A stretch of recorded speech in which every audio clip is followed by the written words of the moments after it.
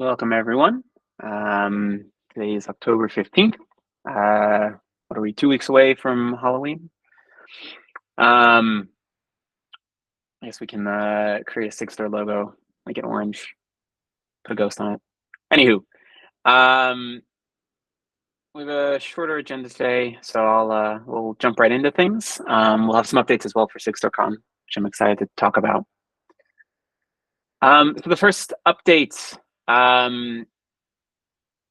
we've been working on a proposal for Recore 2.0, and I'll mention that this proposal is high level right now. So the focus is on talking about the learnings from running Recore v1 and proposing a number of changes that we'd like to make as part of Recore v2 around the API, around the log backends, around the deployment model.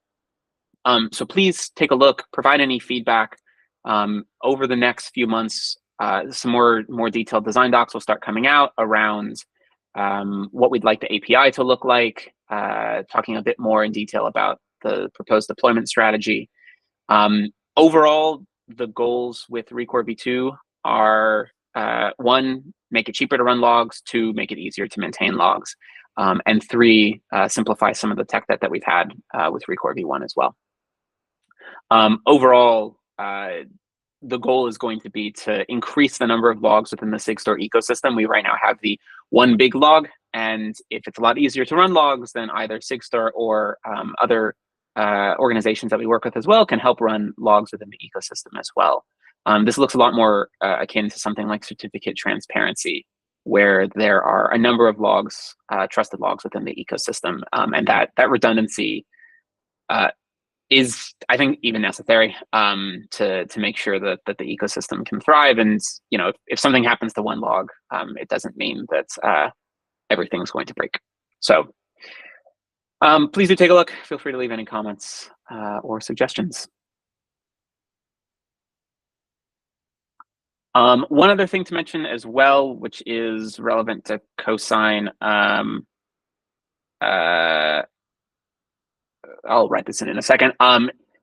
There was a Go Tough CVE that was filed recently. It had marked the v1 version of Go Tough as in scope. So if you ran a scanner like Trivy, you might see that cosign was vulnerable to a high sev. It's been updated because Go Tough v1 was not in scope. So just FYI, if you ran it, it was on Friday.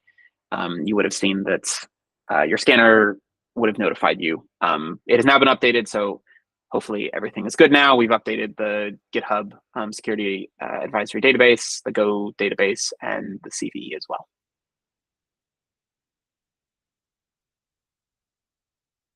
On the client side, did anyone have any updates that they wanted to share?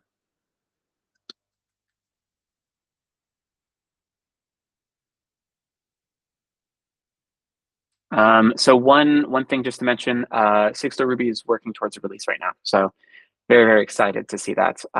It might have already released, but I can check with Samuel as well on that. But if it hasn't released, there should be an early release very soon.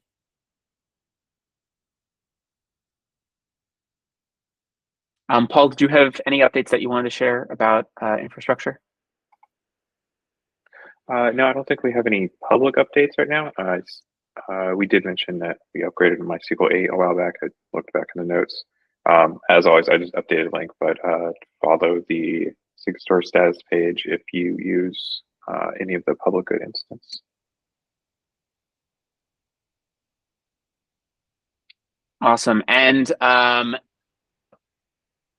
seems like that's been running all good and prod for a while now. So I think if anybody else wants to use MySQL 8 as well, then we can say with some confidence that you shouldn't have issues.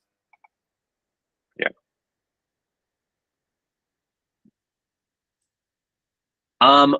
One thing that I wanted to mention on Tough, and this is actually related to the Go Tough issue as well.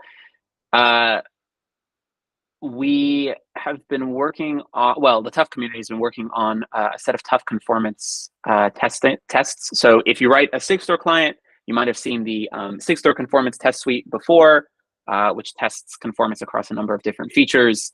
There's now a Tough conformance test suite, which is very helpful for Sigstore clients. A number of them I know also implemented Tough clients for the first time. So this has been catching a few bugs across different implementations, which is great to see. The Go Tough vulnerability that I mentioned was one such example. So I think there'll be more bugs filed in the coming weeks as more Tough clients add support for this. But yeah, very, very excited to see this. One of our community members, UC, has been working on this.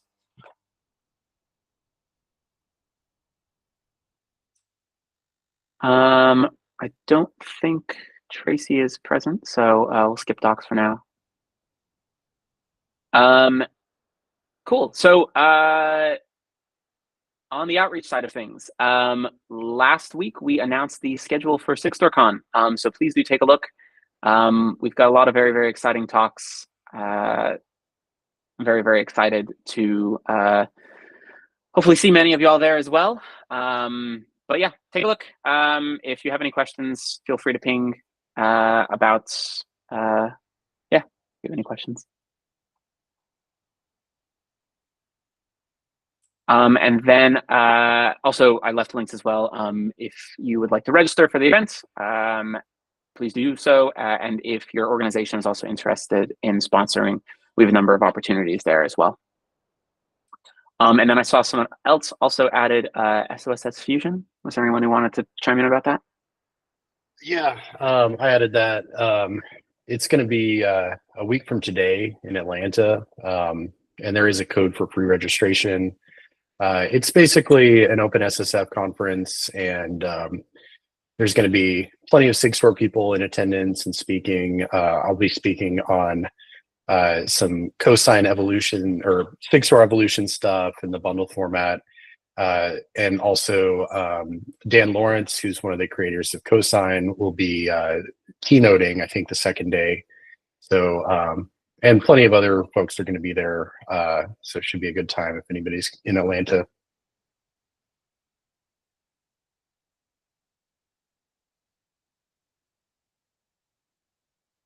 You're muted, Hayden. Awesome.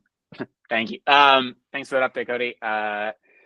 So if you would like to register, looks like there's a code for free registration, so please do so. And looking forward to hearing your talk, Cody. Alrighty.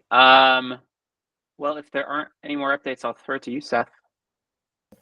Yeah, this is just an awareness thing. It's something happening in the background. So CPython has been using Sigstore for a couple of years now, and we are looking to get rid of our dependency on PGP as part of our release process, just because Sigstore has much better ergonomics, much easier to maintain. It's much less being requested of what are essentially volunteer release managers to do over the span of their 7-year service. And so, yeah, the PEP basically, PEP is a Python enhancement proposal. The proposal basically just goes over all of our motivation and rationale for why we're doing this, why we're proposing this, and then the timelines for everything. We're trying to get it in for Python 3.14 or 3.14, which is going to be coming out in a year's time. And we're basically I'm kind of positioning this as we're trying to learn all of the things that will be needed for like Linux distros and people building container images and all of that to stop using PGP, and what will it take for them to use Sigstore instead. And we're already figuring out a whole bunch of things that aren't really documented anywhere, like how to do offline securely, how to do like with a compiled binary, where do you get those? So one of the explicit things that we're doing is trying to break this like Gordian knot of signers and verifiers, right? Where if there's multiple signature methods available, how you get your downstream verifiers to actually switch over and what does it take? So yeah, if anyone's interested, you can ask me questions on the Sigstore Slack or the OpenSSF Slack, wherever. Or there's a discussion there, but it's mostly about like the specifics for Python. So yeah, just figured I'd raise it for awareness. The people in the Sigstore Slack have been super helpful for answering my many questions. So thank you. And I'd also ask, as you keep track of some of these things, if you want to just make some notes, and we can try to reflect some of this in the documentation as well. Because I know, like, this point about online versus offline verification, as client developers, you know, we'll have some idea of what the right or what the default is. But I think it's also tricky because some of these knobs have changed over time. What is the default and what isn't? So I think having a canonical set of answers would be great. So I'm really excited to see this starting to go through as well. Yeah, definitely. I'm keeping plenty of notes on all of the walls that we ran into and all of the expectations of downstream verifiers. It's a tough spot to be in, and this is the other hard part, is that I felt that doing this right now is important because sometimes it's really hard to solicit feedback from people where things are just working, because we don't know who those people are. And so getting an announcement out like this, that even if it doesn't end up going through for Python 3.14, where we actually do drop PGP, we end up learning a lot, and then other people can benefit from all that learning earlier, hopefully earlier than if this didn't happen. So, and I'm glad the distros as well are involved, because I think that's been a group of package registries we haven't talked to as much. So I'm interested to hear more from their side. Yeah, the vibe so far has been really great, because whenever you propose something like this, like, hey, all you volunteers, we're volunteers too, but we're going to propose that you do work. You know, sometimes those conversations don't go in the most positive way, which is understandable. But this one has been mostly positive and mostly just kind of like yeah, that makes sense. Let's solve this problem together. So it's been going well. That's awesome to hear. Thanks for the update. You know, feel free to keep us in the loop here. I'm very excited to see this move along.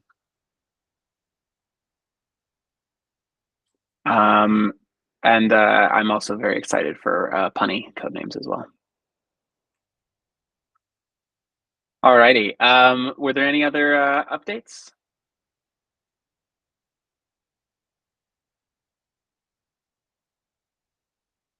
Alrighty.